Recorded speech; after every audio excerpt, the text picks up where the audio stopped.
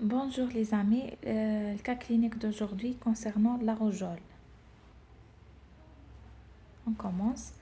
C'est un enfant de 4 ans, vous amenez pour une fièvre, toux, conjonctivite, rhinite appareil 48 heures auparavant. À l'examen, vous retrouvez un enfant pleurnichard avec une fièvre à 40 et une petite tache blanc bleuâtre sur fond érythémateux au niveau de la muqueuse jugale. Dans ses antécédents, vous retrouvez un eczéma diffus qui avait été considéré comme une contre-indication à toute vaccination. Donc le calendrier que vous apportez les parents est effectivement vierge. Donc c'est un enfant de 4 ans qui présente un catarrhe oculo-respiratoire, un signe pathognomonique, c'est le signe de Kuplik qui est tache blanc bleuâtre. Alors on commence. La première question, quel est votre diagnostic?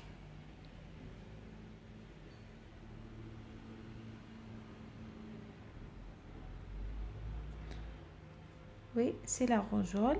D'après l'absence de la vaccination, l'âge de l'enfant, l'association de fièvre avec catarrhe oculo-respiratoire et le signe de Koplik qui est un signe pathognomonique dans la rougeole. Deuxième question, quel agent infectieux est responsable de cette pathologie? À quel groupe appartient-il?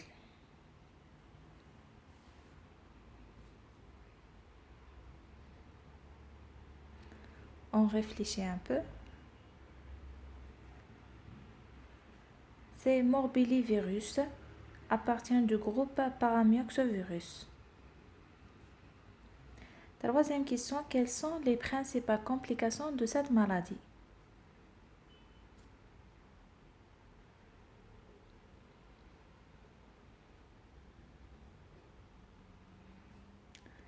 Premièrement, la surinfection bactérienne, soit due à Staphylococcus aureus, soit Haemophilus influenzae. Elle peut donner des otites et laryngites, surtout les laryngites, les bronchites et les bronchopneumonies. Atteinte neurologique, la rougeole va donner 3 types d'encéphalite. L'encéphalite aiguë, l'encéphalite post-éruption et l'encéphalite qui survient après des années. C'est la pancéphalite sclérosante subaiguë. C'est l'encéphalite chronique. Notez bien que chez les immunodéprimés, on a complication de pneumopathie interstitielle à cellules géantes. D'accord? Quatrième question, comment cette pathologie aurait-elle pu éviter?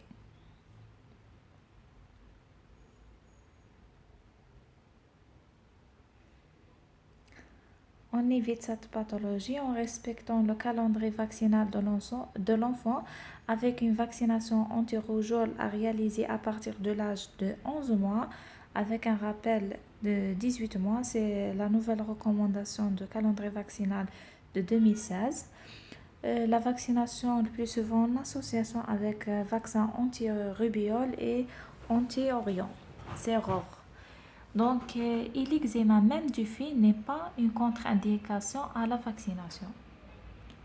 Cinquième question, quel traitement proposez-vous à l'enfant lors de cette première consultation et 2 semaines plus tard?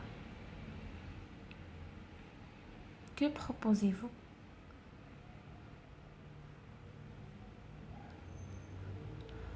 À la première consultation, on donne un traitement antalgique à base d'antipyrétiques en alternant le paracétamol avec l'aspirine, des bains pour abaisser la température, bien sûr éviction scolaire avec déclaration obligatoire. 2 semaines plus tard, on met à jour le calendrier vaccinal. Donc pour le traitement de la rougeole, c'est tout à fait un traitement symptomatique. On donne les antalgiques et les antipyrétiques, bien sûr. Dans ce cas, on a un catarrhe oculaire. On peut donner le vitamine A. On a catarrhe respiratoire. On surveille si on a surinfection bactérienne. On passe à l'antibiothérapie à base de l'augmentin. Si on a une laryngite ou bien dysphonie, on donne les corticoïdes.